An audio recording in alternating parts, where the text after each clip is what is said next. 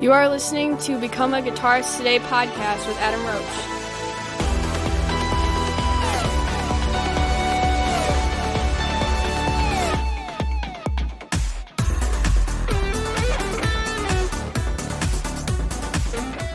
Hey there, and welcome to episode number 150 with my guest today, Nili Brosh, all the way from Las Vegas.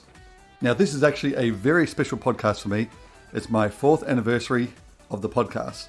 So the first episode was actually published on 1st of August 2017, so exactly 4 years ago today. So thank you again to all the people listening and subscribing to the podcast, downloading the episodes, and just for everything. So the opening track you are hearing is by Nili Brosh. It's her single that was released last year in 2020. The song is called Estranged. Now don't forget to check out the link in the show notes to find out all about Nili's other albums that she has out as well. Go to her website and you can see it all there. She's an incredible player and has played with some of the world's best musicians, including Stu Hamm, Virgil Donati, and Tony McAlpine. So in today's podcast, Nili lets us know all about her time growing up in Israel, then over to the States to where she is today. Now, before we go to the podcast, again, thank you to my sponsors, so Musician, Custom Guitar Picks, and Arnaud Krakowka for his drum tracks. So let's have a quick listen to Arnaud's advert now to find out more about his business. You don't need a drummer to make an amazing metal song. All you need is access to tracks produced in a great studio by a great engineer. My full-length drum tracks are crafted using the best sounding samples I've been developing for over a decade and have been used by thousands of professional musicians worldwide up to the highest level in the industry, including John 5 and Gus G. Stop wasting hours of your time trying to program drums and stop wasting tons of money to have your drummer record in a studio for mediocre results. With my drum tracks, you don't need to worry about any of that. Just drag and drop your tracks, press record, and you're done. All of that with a killer, authentic sound. So go to my website, arnaudkrakowka.com to start rocking.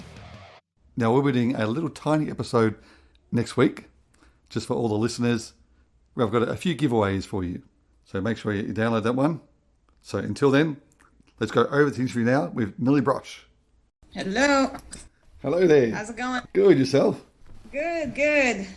All right. So I've seen a lot of interviews where you've talked about your whole growing up and everything. So I thought if we just briefly go through that, because I know you started classical guitar, was it at 7? Yeah, but I mean, I can't really call that classical guitar even. I just had a nylon string and took lessons and learned basics of finger picking and chords and stuff. But I guess that contributes to fundamentals. So, yeah. But that's as far as it went. I wouldn't call myself a classically trained guitarist by any means or anything like that. Yeah. So, yeah. I mean, that was probably, I started when I was 9, and then when I was about 12, which I noticed similar to yourself, I pretty much got into Van Halen, but I know in your case it was more the extreme with new. Yeah, but I mean, that does seem to be the age for a lot of kids to get into guitar-driven music that ends up making you want to practice and stuff, right? So I don't think we're alone in that. Yeah, that's right. Do you remember your first song that you heard from Extreme? Well, to be fair, it was More Than Words, like everybody else. I knew Wholehearted and stuff like that because my older brother Ethan Brosh, he's a guitar player and he was playing all those songs on acoustic guitar around the house and stuff. And I just, I knew and loved those songs. But when I discovered that the rest of the album was not at all like that, I actually got more excited because it was the first time in my life that I heard funky rhythms mixed with heavy distortion, and Nuno's brand of funky metal type thing. And I was just oh my God, that's the coolest thing I ever heard. And nothing sounds like my childhood more than those riffs in Porno Graffiti. Still to this day, there's just certain places in the memory where it doesn't matter how many times I've heard that record so many times, it'll never sound like anything else. So yeah. No, he's an incredible guitarist. Like you were saying, the way he not really introduced, but I mean he made it famous, more of that funky rock, riffs and everything. Just incredible. he really like has his own brand of how to do that, which is just like the coolest thing. And it's so difficult to nicheify like a little point in that kind of genre, you know what I mean? And like to do that when he was so young too, is just kind of unbelievable. Yeah. So with your brother, so did he influence you a lot as well to get into the guitar? Yeah, absolutely. I mean, I definitely wanted to, and especially even earlier, you know, with the nylon string and stuff, I definitely wanted to play guitar to be like him. You know, he was like my cool older brother. And I was like, you know, what musical instrument do you think, you know, you would be good at? Well, I like that one because that's what he plays, you know. So, but, you know, luckily I loved music and it did kind of cross paths eventually, you know. So it's not to say that I stayed doing something that wasn't true to myself or anything like that. So how much older is he, your brother? 9 years. Oh, okay. Yeah. He's actually closest to me in age. I have like we have two brothers that are older than the two of us. And so I'm kind of like the youngest with but that's how I got, you know, a lot of the other classic rock influences and older kind of music that, you know, I was born in 88, so I probably would have come to Pink Floyd and Queen and stuff like that much later otherwise, if at all, right? I mean, and not everyone my age is into that stuff.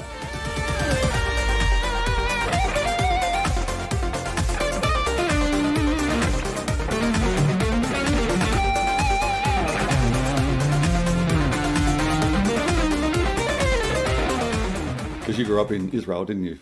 Was it 12 years? Yeah. So what was the music scene like there? I know you're only young, but like growing up around that time, especially with your brother, I'd say, being 9 years older. So was he into a lot of that, the classic rock? Yeah, pretty much. I mean, I think I kind of ended up with just being exposed to a bunch of different kinds of music because everybody in my house listened to like slightly different things. Yeah. So there was a lot of the 70s classic rock, and then there was a lot of Maiden and heavy metal. And then, you know, I was watching MTV when I was a kid, and, you know, my dad always listened to classical music and opera, like in the house. And, you know, it's just like different things. And growing up in Israel, I heard a lot of Middle Eastern influenced music and different stuff. So I really kind of had a large palette, you know, for someone who grew up where and when I did. So I'm very, very lucky for that because, you know, it's hard even about music to be open-minded sometimes if it's not like shoved in your face, you know? That's right. So like you kind of have to be exposed to it to even give it a chance, right? So I was very lucky in that way. Yeah. Now, after that, moving to America, then studying at Berklee College, and doing all that, and then it was pretty much straight after Berklee College, you got into the Iron Maidens, wasn't it? 2010? Yeah, that was like my first gig out of college. I graduated like 3 months before or something like that. And then I met them or like actually a friend of mine saw their listing on Craigslist because she was looking for gigs in LA. We were still living in Boston. And it wasn't like really her type of thing, but she thought of me and she's like, hey, I saw this. And like, I know that, you know, you're not in LA, but you should just hit them up and see what they say. And I was just like, you know, yeah, if I don't go for this, like, I'll probably like look back and think like I should have just like tried, you know what I mean? So it was really cool. I got to, you know, fly back and forth and sub for them and play with them for a little bit. And it was a great experience, especially right after Berklee, because, you know, I was so used to the audience being full of music school kids that were very judgmental. Yeah. And I thought that that's what the world of audiences in real life was going to look like. And especially when you're talking about guitar-oriented gigs and where other musicians are in the audience or whatever. So I was so ready to get that. And I was so surprised when I just got, oh my God, it's a girl and they're, you know, and they're playing Maiden and like, and everybody was so drunk and happy and just like could not be more into it. Yeah. And I was just like, whoa, this is like a lot easier than I thought, you know, like in that sense, like I thought it was going to be so more pressure and I got a big party. So it was definitely a really kind of like a really good introduction into the real world of playing live, I guess. Well, it sounds like a lot of people that have been in the Iron Maidens have gone on to do lots of other things as well. Yeah. I mean, that band is really amazing because they've been around for so long. They have a great reputation. They've done a lot of really amazing gigs. They have a huge following, and it's it's no surprise to me that it would expose anyone in that band to other things, because they really have been, like I said, they've been around a long time, and everybody knows who they are. So it's definitely like somewhere to like keep an eye on, you know what I mean? I think it's become that almost. The queens of tribute bands almost. Yeah. Right? So it's a bit like the Atomic Punks, you know, the Van Halen tribute band. Like it seems a lot of their guitarists have done the same thing. They've gone on to play with David Lee Roth and all other things. So yeah. So it's like you've got those two bands getting all these famous guitarists.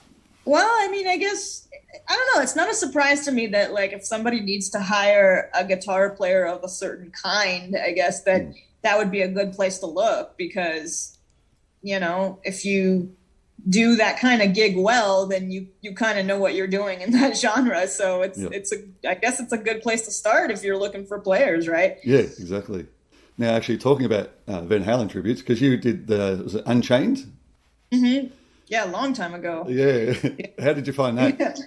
It was very challenging. And at that time, I mean, honestly, that was really the reason that I dove so hard into transcribing Van Halen, obviously, is because I had to, you know, but I never really, I mean, you know, I knew like the basic riffs and stuff like that everybody knows or whatever, but I never sat down and had myself an education in Eddie Van Halen. And truthfully, I probably wouldn't have done it to the extent that I did, at least if it wasn't a set that I had to get together.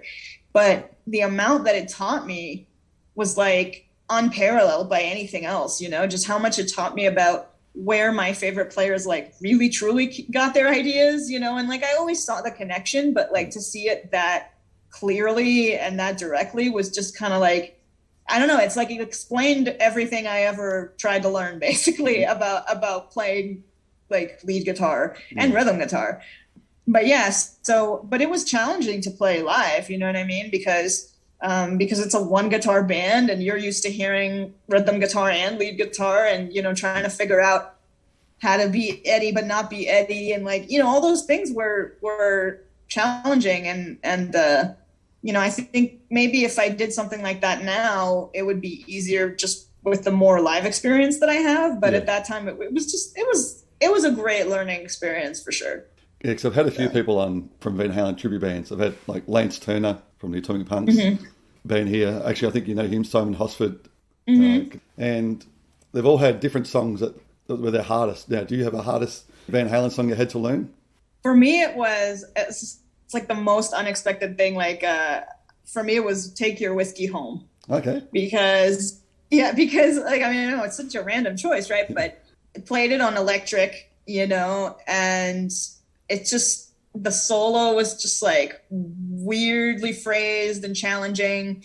And I don't know. It was just like one of those songs that I felt like I did not make it sit well. Yep. So I don't know. But they're all hard, you know, it's so hard, especially if you're trying to like get his nuances in. And like, it's one thing to remember those nuances when you're practicing or when you're playing along to something that has it right there. But like, if you're live and your own habits kick in and you're trying to remember how to throw in those little things exactly where they are, it's like, it's just a whole other ballgame. Yeah, I think a couple of the other guys might have said, there's an Ice Cream Man, the solo, the big stretch going on.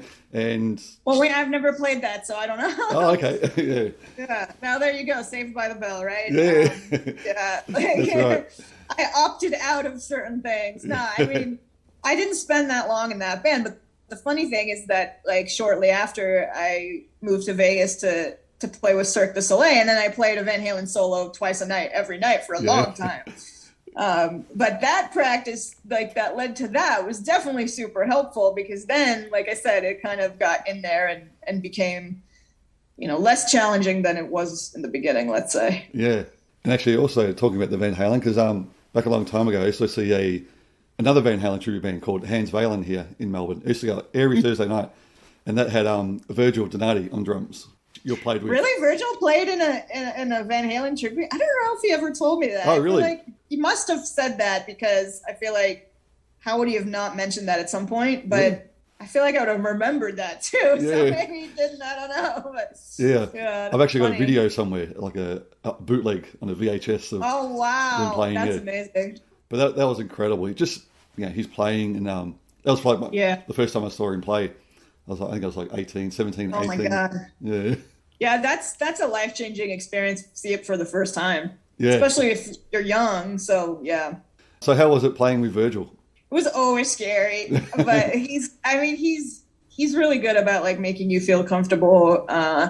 And when he explained his own music, it definitely unmystified a lot of the stuff. It was still challenging, but it helped a lot. And yeah, I mean, that, like I said, like that kind of growth, like it couldn't have happened any other way. It's like I always say, like, money can't buy those experiences. You know what I mean? Yeah. It's like you can get all the lessons in the world and you can go to school and you can do gigs, but it's just like when you're in the room with that kind of caliber and you're forced to sink or swim, it's like that's where the real shit happens that you really can't buy that, and I'm super fortunate to have had it at all, but also to like have had it when I was really young and kind of in a way stupid enough to think, not to think it's easy, but like not to think it's impossible, you know what I mean? And that's probably a good thing because maybe I would have run away from it. Otherwise, I almost did anyway, but it's like, I'm really grateful for that. So, I mean, you've played with some amazing musicians, like Virgil, Stu Ham, Tony McAlpine, the list goes on and on. I'm very lucky. I'm very lucky. Yeah, I mean, again, Stu Ham was another one I listened to growing up and learning about bass, listening to him and getting to perform with him must have been amazing as well. Yeah, he's actually one of the, I mean, even before Virgil and Tony, like he's really one of the first people that I met in the industry. Like I think I didn't even finish school yet. And he came to Boston and he played with like a student band and I was in that band. So that's how we met and we kind of stayed in touch. And then he always helped me out a lot and everything. He's been like super cool from the beginning. And even with Tony McAlpine, because again, a lot of people on the podcast have spoke about him and just said how much of a nice guy he is. Mm-hmm. Absolutely. Not only an amazing guitarist, but just really just friendly guy and really makes you feel at home. Much. Yeah, absolutely. Like I said, I mean, they really like took care of me, like I was young. I was like 22 when I met those guys. I hadn't left my parents' house yet. Like I didn't know anything. So I felt a lot safer being with guys like that I felt like, okay, they're like my family out here. Like they're not going to let me like, lose my shit or something. Yeah. So getting that job with Tony McAlpine, did he have to sit down with you, show you the parts, or did you say, yeah, just learn it, see what you come up with? We kind of did both. Maybe he showed me more stuff in the beginning, but I think it was, for the most part, it was kind of like we would go over the songs and kind of figure out like, this is going to be your part, this is going to be your part, or like take the rhythm over here and this lead line or whatever. And then after we did that, then I would go and just kind of learn it on my own. And then in rehearsal, if there was some discrepancy or if there was something that, certain things like they just completely were unplayable unless you had them 100% both correct and the way that he fingered it and everything. So there were always things that needed to be changed or whatever. But for the most part, I did most of the work on my own. And I think that's part of why he hired me, because he knew that he didn't have to spend that time like breaking all that stuff down. I mean, I'd spent so much time learning music by ear forever that at least it's like I was used to that. Actually, I saw some of your videos where you're... I think I know what you're going to say, but I think it was Hold the Line. Oh, yeah, that's it. Hold the Line there. Yeah. Yeah. We're trying to learn it. So, yeah, and it's, what's funny about that video is that I'm actually like, the software Transcribe, right? Yeah, I'm actually using the software Transcribe, but I didn't slow it down because after like years of doing it, I don't slow it down. I mean, maybe it's probably faster, but I just like, unless I really have to, I just don't. And the amount of emails that I get being like, hey, have you ever heard about this software? You can slow stuff down. It's going to make your life so much easier, And I'm just kind of like, yeah, that wasn't the point, But yeah, I mean, I've never been against slowing stuff down too, because you're doing the exact same process. You know what I mean? It just goes by you at a different speed, but you're still there, like trying to hear every note. So.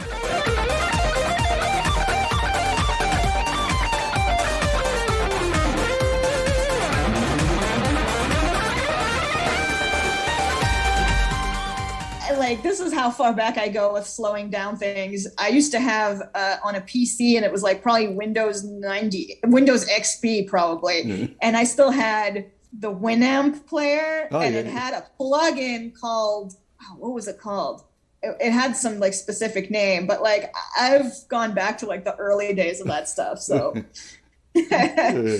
and actually, you know what? I think the great thing about Transcribe is not even just that you can slow stuff down. I mean, because there's a lot of softwares that do all those things anyway, but the fact that you can change the pitch is huge, because I don't usually have a tuned down guitar with me, and that's just helpful. And also just the fact that it's made for transcription, and that you can loop stuff easily, you can isolate stuff easily, you can circle one note over and over if that's what you wanted. So just the actual abilities of the player make it so much easier than if you're listening to the song on iTunes or something like that. I think that's why that video looks so ridiculous, because they see that it's like a game of like pressing the space bar and like how can these two notes go by and not get confused by the next two notes or whatever, it's just like, so just the fact that the player is easier for that is, I think, like the real thing about that software.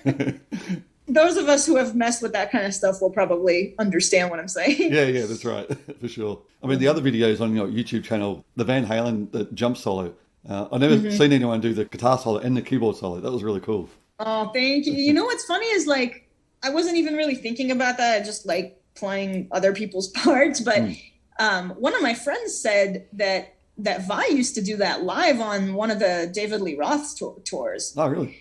And so there must be footage of that out there, and like, I'm sure that it happened if this friend was like saying it, and I think he probably saw it live, but it's really hard to believe at the same time that like, that footage is out there. I mean, it must be out there. And so few people know, because most people have said what you said, that like, they've never seen anybody play it. And I'm like, I'm pretty sure Vi played it. So okay. I gotta go back and look for it, because it's making me curious now. Yeah. But yeah, I like the way you've done that with what was the other song? Rosanna, where you did the keyboard part and then the solo, which is Well, thank you. I mean, like keyboard solos and riffs and stuff like can just be so cool, and it just makes me want to play them. And a lot of times they're not any more challenging than the guitar solos are. They're just obviously very different, but every once in a while there's something about them that like is so not for a guitar that it just makes it way harder. Yeah. But usually it's not that bad. Like usually it's just another person's part.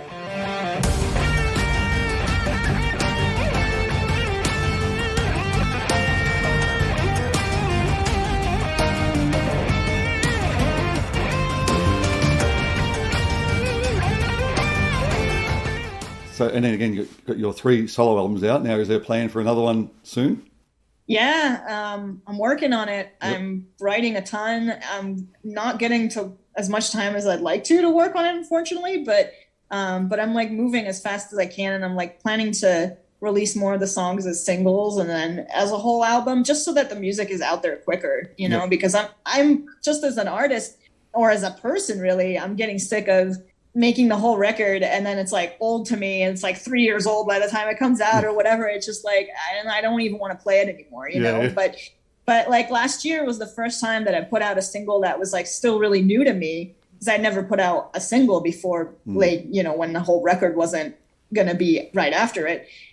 And it was so much better. It was just like so much fresher to me, and it really felt like I'm releasing new music and it's not just new to everybody else. And so I kind of like that, but somehow it doesn't feel like it's moving any faster that way. So yeah, I'm working on it, and I have a bunch of songs that I'm like very, very excited about. And that's not something that I've always said in the past with some of my writing. So yeah, I'm definitely like excited to see where it ends up. Oh, good. Yeah, because I'm actually doing an album, a collaboration album at the moment with a big fan of yours, Phoenix Van der Weyden from Brazil. So, nice. Yeah, so we're doing, we've got like 11 songs, writing some each. Yeah, she said to say hello and said, would you be interested? I'll say hi back. Yeah, I will. And she said, I'd love to have you play a little solo on the album if you're interested. Oh, sure. Yeah, that'd be great. Oh, cool. That's awesome. Congratulations. I mean, that's big, anytime that you do that, like that's a huge project. So yeah. Is there plans to get back into the Cirque du Soleil and do that again? Possibly. I'm not going to do that full time probably ever again, just because 10 shows a week, aside from the fact that my body just can't do it anymore. Like physically, I don't think I could, at least not in their costume and their guitars. But, it just, for that time being, it was cool that was my main thing, but I can't make that all that I'm doing anymore. I want to really get out there and stuff. So I'm definitely planning stuff with my band for my original music and more clinics and stuff like that. And it's just a matter of when we're sure that it wouldn't get canceled again or whatever. So it's like, your guess is as good as mine, what's really going to happen and what won't be. But Danny Elfman's new album just came out and there's that whole thing. Yeah. So Coachella is still planned for April. I don't know if that's going to happen or not, but, that was a big release and I'm sure there's other things that he wants to do. So we'll see what happens, How about any other shows with Jennifer and Gretchen? Yeah, that we definitely want to do for sure. Yeah. Yeah. I mean, you know what? It's funny. I was just thinking about this because in a way, what I really want to do now, just on a personal level, is I kind of want to do as many different things as I can, including my stuff and then other people's music. That's kind of always what I wanted. Yeah. And now I feel like I'm at the point where I've put my foot in enough doors to just be like, let me split my time between all of these things. So I kind of feel like I don't ever feel like any of the gigs I've done are over. You know what I mean? I feel like you could be seeing me with any one of those people, who knows when or what, but I don't think any of those doors are closed. You know what I mean? Yeah. So it's just a matter of what's going to come up, what's going to be fun to do. I just feel like there's a lot of music to be played and I want to keep it exciting and not just do this one thing, Yeah, that's great. That's really good. Yeah, thanks. I mean, I was thinking about doing this tour for with a musical, a new musical that just opened, and they have this really, really long US tour booked. And I was just I can't imagine that being the only thing that I'm doing, no matter how cool it is, it's just I kind of feel like I'm non-committal, Yes.